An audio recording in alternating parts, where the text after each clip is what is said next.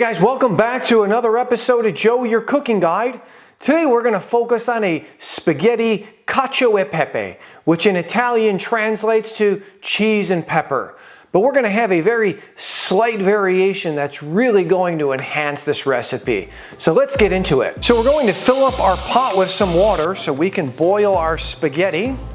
So we're just going to take this over to the stove and let that come up to a boil. So what we want to do now is we want to take some whole black peppercorns and put them into our mortar and pestle, and then just start to slowly crush those up and release the oils from the peppercorns and just break them up into some smaller pieces.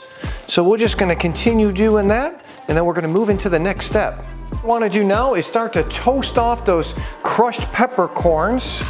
And we're just going to throw those into our pot and just slowly kind of move those around a little bit and just let them toast slightly. And you can see there's still some pieces that are whole, and some that are crushed up. So we just want to keep moving those around. We'll let those go for about a minute or two. And then what we're going to do is we're going to add in some beef stock. We're going to let that come up to a boil and then reduce down by about 50%. So now that our water is boiling, we're going to take a good few pinches of salt. We added our pasta to the boiling water, and we're just going to slowly push it down to make sure it's all submerged. And that's going to go for about 6 to 8 minutes. And we don't want to cook it all the way. We want to pull it about 2 minutes before it's done, and we're going to finish cooking it in the sauce.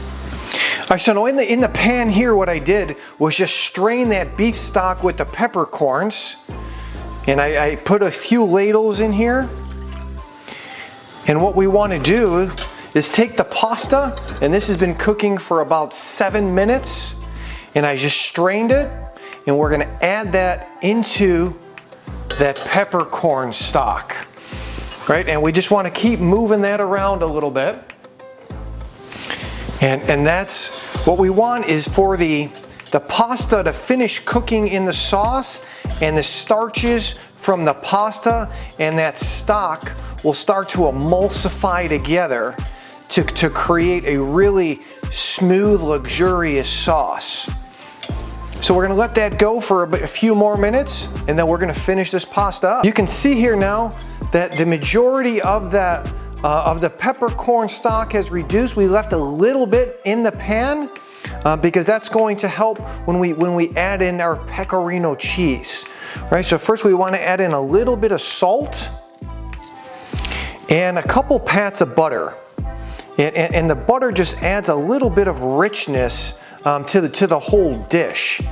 And then at the same time, we want to start adding in some of our pecorino cheese, right? And I grated this pecorino on a really fine grater, a microplane, right? And what we want to do is just start to slowly stir that in, and that cheese will start to emulsify with the sauce.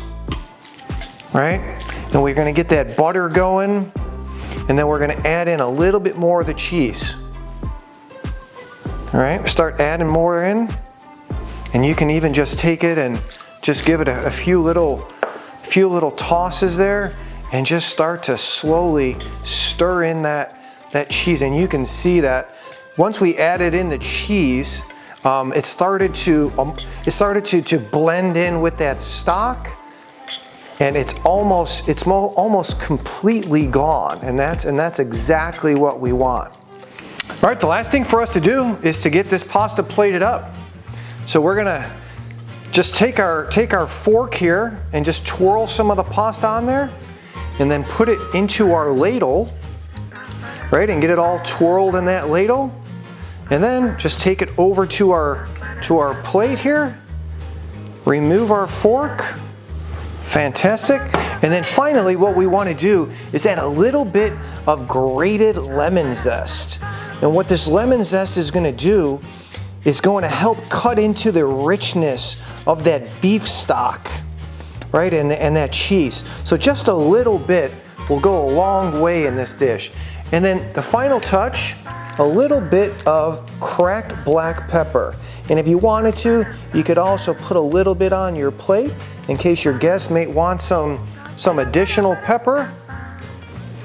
And there you have it, cacio e pepe with a slight variation, using that beef stock to give it a little bit extra richness. I hope you enjoyed this recipe. Thank you so much for joining me, and I'll see you in the next video.